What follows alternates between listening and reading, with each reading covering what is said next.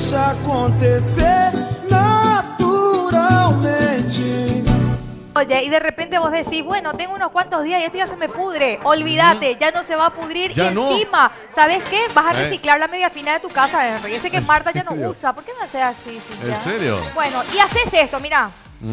Pones una cebolla, Sí. después lo atás. Otra Sí. cebolla y lo atás. Te voy a Ajá. mostrar acá rápidamente a vivo cómo es. Lo vas a poner ahí la cebollita. ¿Y después? Lo pones así, bien estiradito. Y mira, ahí lo vamos a dar vuelta así. Y lo atamos nuevamente. Qué Tenemos, bueno. tenemos plaquita, señor director. Qué bien De te garrote sale. puedes usar también ese. También. Se porta mal tu marido, señora. Puf.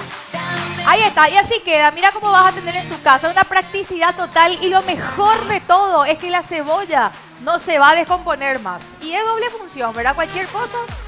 Y da un uso Sí. distinto. Mira qué bueno está. Practiquísima la Tipo enseñanza del día voladora. de hoy. Mira. Ahí está. Pim, pim, pim, pim.